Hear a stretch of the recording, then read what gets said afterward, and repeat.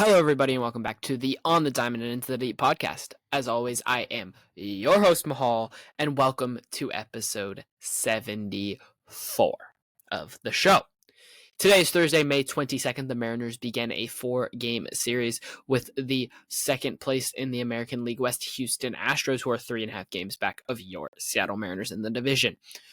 It's a big series. It is a big division series. It's a big series that will have implications by the time we come to July. We could look back at this series and say, well, this is part of the reason the Mariners are making it to October. And we could say this is part of the reason why the Mariners are not going to continue playing come October. This is a series with massive playoff implications. We will see what happens. Hopefully the Mariners can get at least a series split out of this and continue to play well. George Kirby will return tonight, so we will discuss George Kirby as well as the entire Astros series. So, without further ado, let's get into it.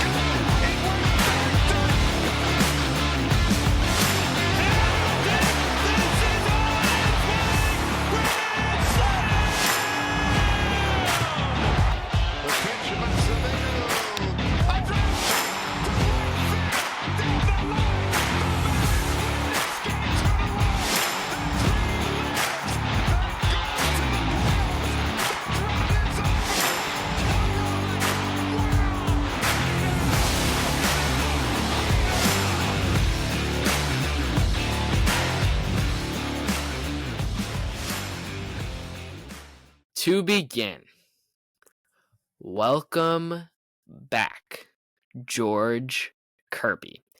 Kirby will make his first start of the season tonight in Houston at, Daikin Park now? Don't really care. Doesn't really matter to me because don't really care about that team, don't really care about that ballpark. But, that's fine. George Kirby returns again tonight. We know who he is. We know what he does best. We know what he's going to do when he is at his best. At his best, George Kirby is going to limit walks. Last season, he was in the 99th percentile in walk rate with just a 3% walk rate. Kirby last year threw 5 different pitches. He threw a 4-seam fastball, a slider, a sinker, a splitter, and a curveball. He threw the 4-seam 35%, the slider 24%, the sinker 23%, the splitter 10%, and the curveball 8% of the time. The fastball was very good last year. It produced a lot of whiff at 29% whiff rate.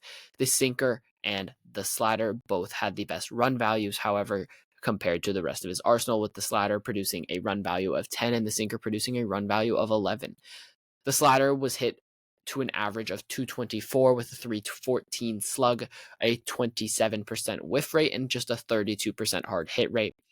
Sinker was used a lot against right-handed hitters. The 4-seam was used against left-handed hitters. That's something you will want to watch tonight. Tonight, when you are watching George Kirby, the things you will want to watch for are velocity first and foremost. What does his velocity look like? How do his pitches look like? What are they looking like compared to last year? If you want to have Baseball Savant open while you're watching the game to sort of know what he was averaging on those last year, you can do that. You can also look at that post-game, though. The other things is, how is he using his pitches? Is he using his sinkers again heavily against right-handed hitters and his 4-seam against left-handed hitters more?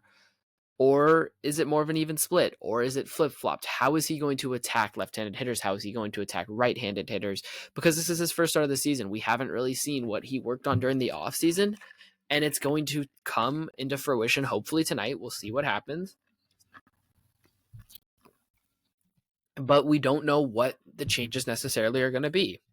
And that in of itself is exciting and interesting. So there are definitely things you should be watching for other than just how do the results look. I think how he's approaching in terms of left-handed hitters, right-handed hitters, the cat and mouse game. How is he using his pitches? Is he using his splitter as much as he did last year? Now he only threw it 10% of the time. Is he going to throw it 10% of the time again? Is he going to throw it more of the time? Is he going to throw it less of the time? The splitter specifically, I mentioned just because it can be a little bit tough on an arm. I think it's more so the elbow than I believe it was a shoulder injury for Kirby that he's coming back from.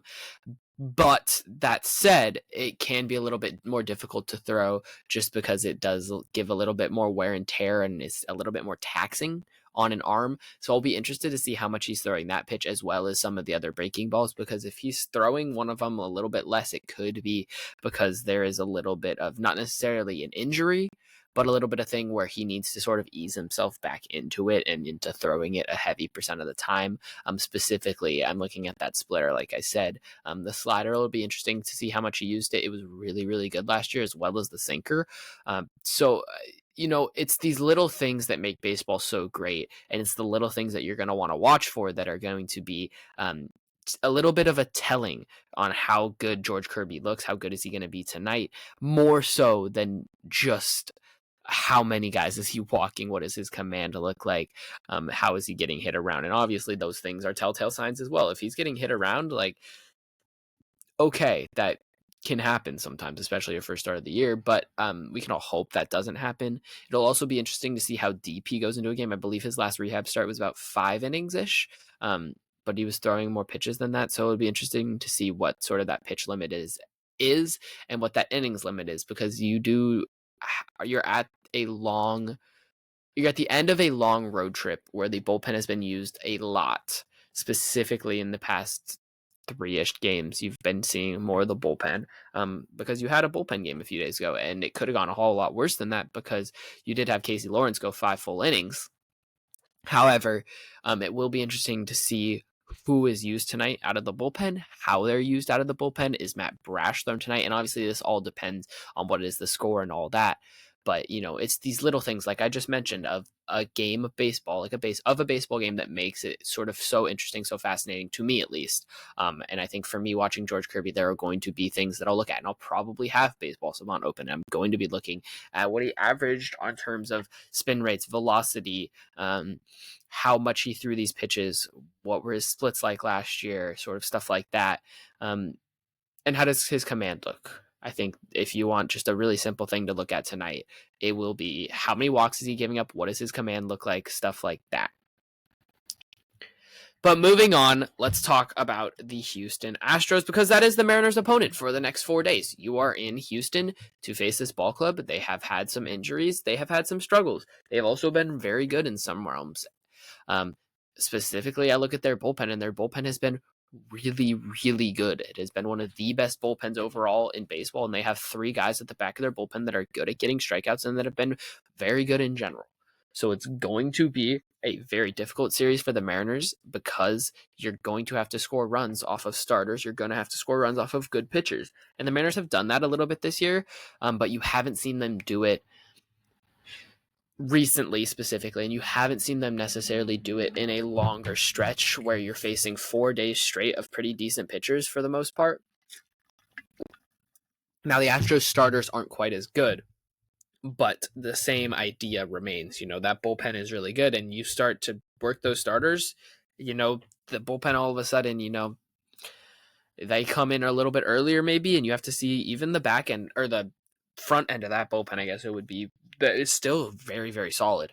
I think a big key for me to the series, I mentioned this a lot last year if you listen to the podcast then, is can the Mariners get into the bullpen? And how early can they do that? Can they work the bullpen in the first game of the series, the second game of the series? And this comes big time when the Astros have been playing a lot of games and when it is a 4-game series, because all of a sudden, you have a 4-game series and you work the bullpen pretty heavy in game 1. All of a sudden, game 2, game 3, Astros are going to be a little bit more lenient in terms of letting their starter just run, because all of a sudden, you make that bullpen work. Even if you lose the game and you make the bullpen work tonight after Lance McCullers, you get McCullers out early, you make them use a lot of guys out of the bullpen. All of a sudden, some of those guys are down because they threw yesterday. Some of those guys are down because they've been throwing a lot recently anyway. You're going to have to throw some of them probably 2 days in a row. And then they're down for then Saturday or even Sunday. So it's a whole game between the entire series. If you can get McCullers, if you can do damage against McCullers, get him out of the game early tonight, you're going to set yourself up for success throughout the rest of the series. But before we get into that, let's talk about the Astros lineup and bullpen. We'll begin with the lineup before getting into the bullpen. The biggest thing I want to mention is Yordan Alvarez, because Yordan Alvarez is out. And Mariners fans know Yordan Alvarez very well because he had his moment against the Seattle Mariners in 2022. We all know the moment. I'm not going to mention it. We all remember the moment. We probably all remember where exactly we were when that moment happened. I know I most definitely do. But Yordan has been out since May 3rd, so almost 20 days now with a hand injury, and sounds like he will definitely not be back tonight, definitely not be back during the series because he still can't swing off of a tee without pain, which is a little bit weird because his injury, I was reading about it earlier, and it just sounds like a very weird injury, so there's no real timeline. But for the Mariners, you love to hear that. In terms of the Astros lineup, otherwise, 3 big guys for them. Jose Altuve, we know very well. Acquisition Christian Walker, first baseman, and catcher Yanier Diaz, who we also know solidly and pretty well. These 3 guys have all struggled pretty immensely so far in 2025. They all have WRC pluses in the 70s. What that means is they are 30% below league average if they are at 70, 20 if they are at 80, 25 if they are at 75. You get the gist. League average is 100. Anything lower than that is worse. Anything above that is better. For context, Aaron Judge has like a 250 something WRC plus right now. So he's 150% above league average. Altuve, Diaz, Walker all have severely struggled this year. In terms of a more simple stat, in terms of like OPS, if you want to look at the Astros lineup, they have 1 guy with an OPS over 800 in their lineup. That guy is Isaac Paredes, who has had a very good season, and he's very dangerous specifically at Daikin Park because of the Crawford boxes. This is a guy that hits a lot of pulled home runs. He pulls the ball a lot. And that's why when that acquisition happened, for a lot of people, it was like, oh, this is a great landing spot for him because he's going to do well with those Crawford boxes. He's going to do well here. And he's been doing well, especially as of late. A 149 WRC plus so far this year for Paredes. He had 2 home runs, I believe, yesterday, and the Astros still lost. So it's about keeping the guys that have been quiet, and not letting the guys that have been hot kill you. That means Jeremy Pena. That means Isaac Paredes for the most part. There are other guys in the lineup that can do damage, that have the potential to do damage, and that have been decent so far this year. But there's no other name for me right now that has been good recently other than Isaac Paredes that really scares me. There's no one in that lineup that is like, oh, this guy could do damage, this guy will do damage, stuff like that. I mean, the bottom 4 right now in the lineup for the Astros look something like Victor Carantini, Jake Myers, Zach DeZenzo, and Cam Smith. And Cam Smith is a pretty solid prospect. He came over in the Kyle Tucker trade, but he hasn't had a great start to the year. And he's just 22 years old. So, Cam Smith could break out. That could happen, and that would suck if that happened now. But also, it could not happen. And then you have 4 guys at the bottom of the lineup that are going to be really key to getting out because you cannot leave runners on for Paredes and Pena at the top of this lineup. And you cannot let Altuve, Diaz, Walker obviously get hot.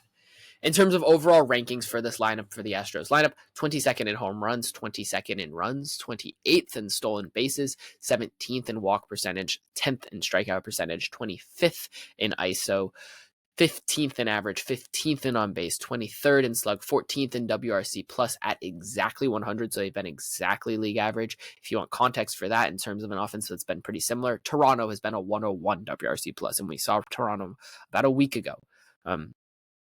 Was it a week ago? No, 2 weeks ago. 2 weeks ago, you saw Toronto in Seattle. That offense, that's about what the Astros have been as an offense as a whole.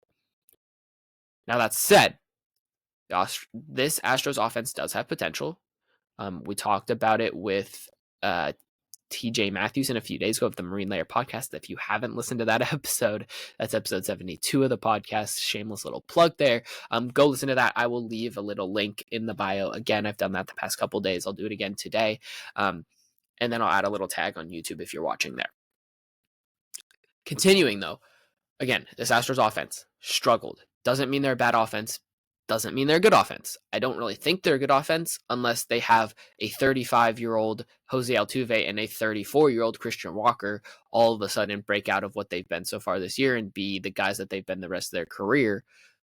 But those guys are definitely on downward trends, and I could see that lasting throughout quite a while for this year because those guys, again, for baseball ages, they're decently old at 34 and 35. And they're not the type of guys that are going to age well because Altuve is a little bit of a smaller guy, and Walker, what he's not going to hit for power is going to struggle, and it seems like he's struggling to do that so far this year. If you want the WRC pluses on those guys, Altuve's been a 79, Walker's been a 74. In terms of otherwise, Pena's been a 128. Victor Caratini's been a 128, but he's only had 94 plate appearances, so I'm not putting a whole lot into that. Just in terms of the guys with a lot of ABs, you're looking at the top 5-ish in their lineup. You're talking Pena, Paredes, Altuve, Diaz, Walker. Again, only 2 of those guys have been above league average, and one of them really has been super good, and that is Isaac Paredes. Moving on to the bullpen, and this is the strength of the Houston Astros ball club. They are second in ERA for relievers, second in FIP, third in Ks per nine, 16th in walks per nine, fourth in home runs per nine, third in batting average on balls in play, last in ground ball percentage, first in home runs per fly ball, first in average, second in whip, third highest line drive percentage, first in fly ball percentage, first in barrel percentage, fifth in hard hit percentage. So what this Astros bullpen is going to do is they are going to get strikeouts or they're going to get fly balls. If they get fly balls, the question is, are they going to turn into home runs? Thus far this year, they have not turned into home runs. And that is part of why they've had so much success. If the Astros bullpen continues to want to find success, they're going to continue to need to get strikeouts, and they're going to continue to need to limit home runs from fly balls. Now, to me, this screams of a potential possibility of the Mariners actually scoring some runs off of a very good bullpen. Now, I'm not saying it's going to happen. The reason that I'm saying this is because in Houston, in left field, there is this thing called the Crawford boxes. If you don't know, the Crawford boxes are like a mini green monster. That's how I think of it. Very shallow, a very big wall, screams for doubles, screams for singles, actually, and screams for home runs. Now, when you're hitting fly balls, and you're giving up a lot of fly balls, and you have the Crawford boxes in left field, you're sort of leaving yourself very little room for success, or very little room for error. Because as soon as some of those fly balls start to turn into home runs, your bullpen might run into some troubles. Now, not saying that's going to happen, because they also get a lot of strikeouts. And it's a lot of weak fly balls. But when I look at the line drive percentage for fly balls, they have the third highest line drive percentage in the entirety of baseball. Line drives often hit harder. Line drives often are going to be home runs more. And it seems to me, just looking at a few stats, like there is potential that these line drives could turn into home runs, specifically at the Crawford boxes. And if that happens, the Mariners have the potential to win this series, which would be massive. At the back end of the Astros bullpen, they have 3 guys: Josh Hader, Brian Abreu, Brian King. Brian King's sort of a new one. The other 2 we know very well. Hader, 1.71 ERA, 12 saves so far this year, 12.43 Ks per 9, 2.14 walks per 9. Abreu, 1.27 ERA, 4.64 walks per 9, 10.97 Ks per 9. King, 1.31 ERA, 2.61 walks per 9, 10.02 Ks per 9. Abreu is the guy you're going to need to work ABs against because he's going to walk you every now and then, but he's also going to strike you out. The other two are also going to strike you out, but they're going to walk you less. It's about putting this ball in play. It's about avoiding the strikeout, and it's about just seeing if you can create chaos. Moving on. Game 1, Game 2, Game 3. We're going to talk about the starters for all 3 games. To begin, Game 1, George Kirby versus Lance McCullers. We know Lance McCullers. That said, this is a very different guy than the last time we saw him because it's been about 2 years since we saw him. But let's talk about it. He's had 3 starts so far this year. His first start, he went 3 2/3 innings against the Chicago White Sox. 3 hits, no runs, 3 walks, 4 Ks. That was in Chicago. His second start, the only one at home thus far for McCullers. 1/3 of an inning, 3 hits, 7 runs, 3 walks, no strikeouts. His last start, again on the road, 4 innings, 4 hits, 2 runs. They were both unearned. 1 walk, 2 Ks. He's given up 1 homer in those 3 starts. That said, McCullers has been very good against the Mariners in his career. 18 starts, he's 10-3, 2.80 ERA, 10.49 Ks per 9, 1.15 WHIP. But again, McCullers has just returned from injury. He hasn't gotten deep into games. This is an opportunity for you to work their bullpen real quickly, real early, with a guy tomorrow in Ryan Gusto, who's basically a bullpen guy. You have an opportunity in Game 1, Game 2 to not only win these games, but work the living life out of the Astros bullpen. And if you can work the living life out of this Astros bullpen, all of a sudden you're looking at Game 3 and you're like, Brian Wu versus Framber Valdez pitching matchup. If you can sneak out a win there, then all of a sudden you go into Sunday feeling really good. And I'm not saying a sweep is going to happen, but a 4-game sweep in Houston on May 22nd, 23rd, 24th, 25th for Houston would be pretty catastrophic. But that is very unlikely to happen. So we're going to take it 1 game at a time, of course. Back to McCullers. In terms of right-handed versus left-handed splits, he's actually struggled more against right-handed hitters, which is a little bit weird. He has a 2.50 whip against right-handed hitters so far this year. 333 average, 4.5 Ks per 9. He's struggling to get strikeouts against right-handed hitters. And part of that is due to his heavy usage of his changeup so far this year. And he's also walking guys more, about on walks per 9 of 9. Versus left-handed hitters, 1.75 whip, 2.35 average, 9 Ks per 9, 6.75 walks per 9. So he has been better against left-handed hitters. What can Julio Rodriguez do is my question in this game. He's been hot. We know he likes to play the Astros. We know he likes to play in Daikin Park or whatever the hell it's called. This is an opportunity to me for a guy in Julio Rodriguez who hits sinkers decently well to have a solid game. Continuing on,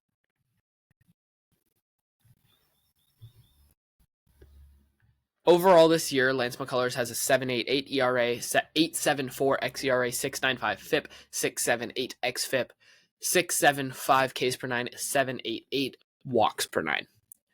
This is the first season for McCullers that he's pitched since 2022.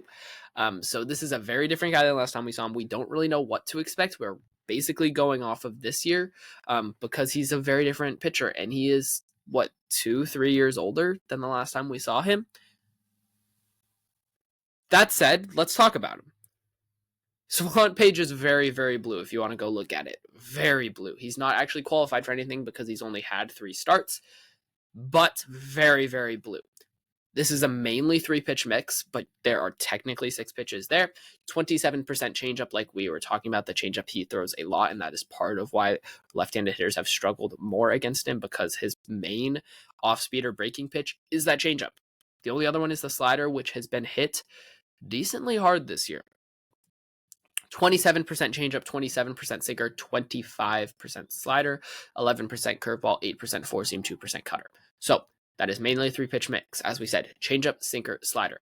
Change and the sinker are very different than a lot of changeups and sinkers are. Very often you see a very similar movement profile, just with different velocity. These two actually have different movement profiles than you would expect. Changeup, it's a little bit sharper, more extreme vertical break.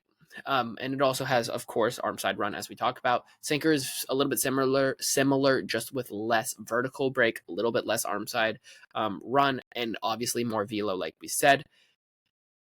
The changeup is breaking almost like a slider, is how I'm thinking about it, just to the opposite side. So his changeup is going to be breaking arm side in towards righties, away to lefties, which is why lefties have struggled against him, and that's been his best pitch.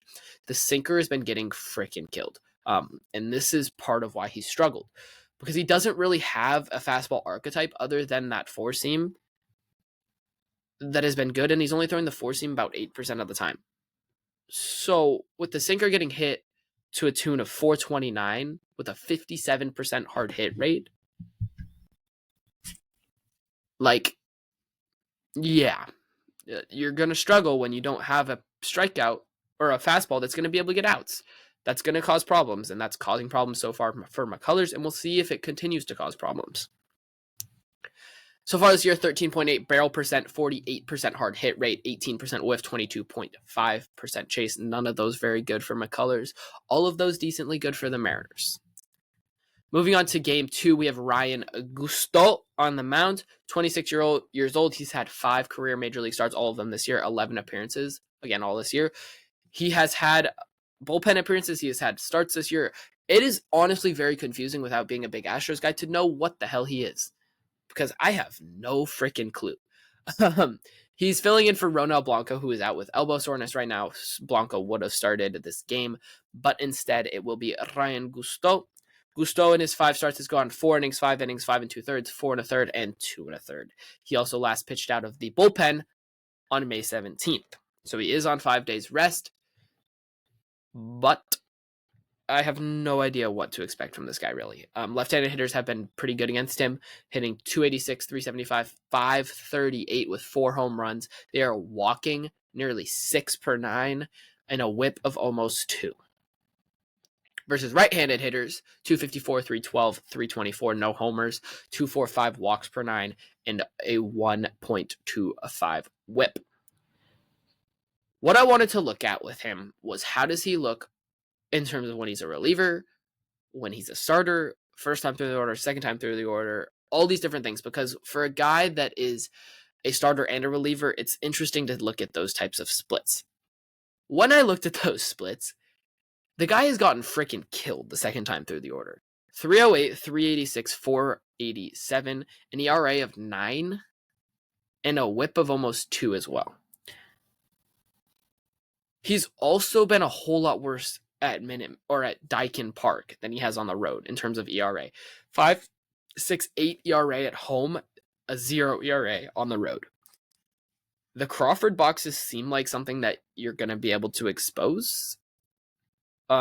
Maybe you can go opposite field as lefty, but also I think you're looking at a Cal Raleigh, a Jorge Polanco to pull some home runs, because you can hit home runs out to right field at Daikin Park. It's not like it's a super deep thing. It's a real possibility. It's a probability. You've seen both of them do it quite often, actually, over the past year when the Mariners are playing there. It'll be interesting to me to see. To me, when I look at this guy, it feels like the type of guy that's going to actually shut the Mariners down the first time through the lineup, because this happens a lot. And then the Mariners will get him through that second time through, and they will start to score a bunch of runs, and hopefully Hancock can have a good start and you can win this ball game.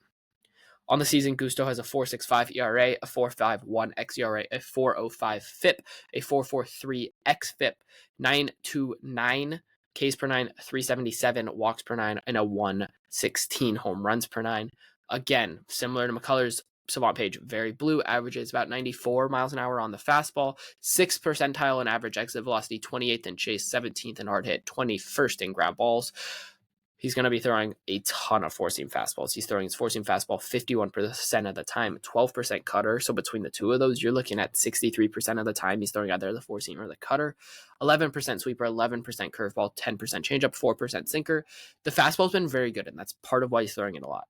The fastball is getting hit to a tune of 164 with a 311 slug, a 29.5% whiff rate, and a 43% hard hit rate.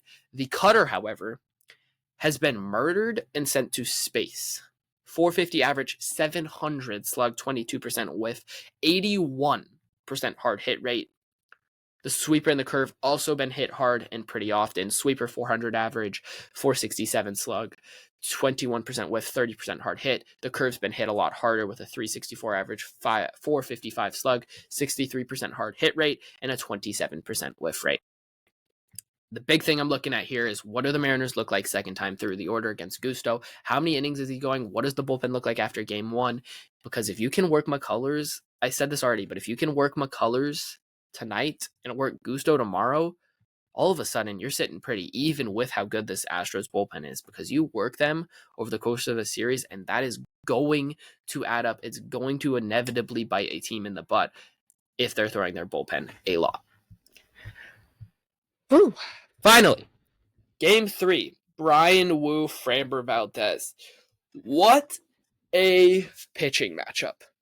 Bryan Woo, we know what he's been. He's been very good. One of the best starters so far in baseball, in the American League, in the major leagues.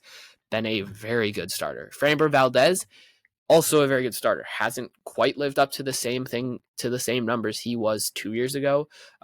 Yet again, like he didn't last year. But he still has an ERA of 3.57, a 4.10 xERA, a 4.28 FIP, a 4.27 xFIP with 8.43 Ks per 9, 2.71 walks per 9, 0.71 home runs per 9. The biggest thing with Framber Valdez is he is going to get a ton of ground balls because he throws a lot of sinkers. We will get into that later in him, but I want to kick it off with that. He is, for Framber, down for the second straight year. His whip is about the same as it has been for the past 3 or 4 years at 1.13. This is a left-handed starter who is not going to see a lot of left-handed hitters because he's tough against left-handed hitters. 26% strikeout rate against left-handed hitters, and he's seen just 39 left-handed hitters versus 214 right-handed hitters. Framber's home road split's also very good for him as he's been better at home than the road. 2.77 ERA at home, 4.14 on the road. However, there's a little bit of weird things with his strikeouts and walks. Not that it really matters a whole lot, but his strikeout percentage up on the road and his walks percentage up pretty significantly at home. His whip is about the same. If you want to talk about it at home, 762 Ks per 9, 21.4% strikeout rate. 3.46 walks per 9, 9.7% walk rate, 119 whip. On the road, Ks per 9 up about 1.5 to 9, up about 3% to 24.7%. Walks per 9 down about a walk and a half to 2.19 walks per 9. And the difference between his walk rates is about 3.7% at 6% walk rate, and the whip is about the same at 108. Been very good lately. 3 really, really good starts recently. Last time out went 7 innings, 6 hits, 3 runs, 1 walk, 8 Ks at Texas. Start before that, 8 innings, 6 hits, 1 run, 1 walk, 7 Ks versus Kansas City. The start before that, he went 7 innings, 3 hits, 1 run, 2 walks, 7 strikeouts. This is going to be a test for the offense. It's going to be a test of a game. You're going to have to work your ABs, stick to your approach, do what you've been doing this year, what has brought you success. And I think you're going to be able to do it again tonight. We mentioned this at the get-go, but this is an elite ground ball pitcher. 57.6% ground ball rate, 92nd percentile there. That said, he's given up quite a bit of hard hit. He's in the 14th percentile for hard hit, 47%. Just about everything else on his Savant page is about league average. Mostly he's a 2-pitch guy. Mostly he's sinker curveball. 46% sinker, 31% curveball, 18% changeup, 4% slider, and 1% four seam. I think he's only thrown like one of those the entire year. The sinker is the pitch to talk about because the sinker is what is going to get him his ground balls. And when he's at his best, he's getting the ground balls. Now, because of that, there's a very clear way to hit him. If you can get that sinker lifted, if you can lift it, all of a sudden you're going to be able to find some success. Because if you can keep it off the ground, you're going to be able to hit it hard, as we've seen with these stats, because he has a hard hit rate pretty high at 48% against that sinker. It's going to get put in play because it only has an 11% whiff against.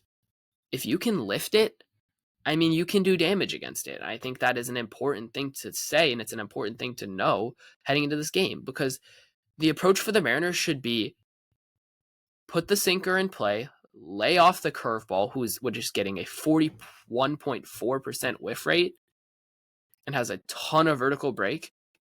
The approach is pretty simple. Lay off the curveball, lift the sinker, and work your at-bats. There's 3 things you need to do in this start. If you can do those things, I think you're going to be able to find success against Framber Valdez. He has the name recognition, but he hasn't been this elite guy that he's been the rest of his career. And I'm not trying to shit on Framber Valdez at all or anything like that. That's just what I'm seeing and what I'm looking at statistically. Now, I haven't watched Framber this year, but from what I'm looking at, you do those 3 things, and I think you're going to be able to find some success. But we'll take this game one game at a time. Game 4, Astros starter is to be announced. We will see what happens there. But Lance McCullers, Ryan Gusto, Framber Valdez will be game 1, game 2, game 3. If you can work this bullpen in game 1 and game 2, you could be sitting pretty for game 3, game 4, because they still don't have a starter set for game 4, and you're missing Hunter Brown unless they want to move him up, but I don't think they can really do that because it would be on short rest. So you have an opportunity to do some damage against an Astros team, which has been playing a lot of games recently, and you're seeing the worst part of their rotation, other than Framber. If you can get in this bullpen, make them throw a lot of pitches, like, even as good as they are, you can deal damage. I'm excited to see what this series brings. This is going to be a series that's a lot of fun to watch, as Mariners-Astros series always are. But for now, thank you guys so much for listening. This has been episode 74 of On the Diamond and Into the Deep. We will be back probably Monday. If not Monday, we'll probably be back Monday, Wednesday, at least next week. But for now, as always, go Mariners and peace.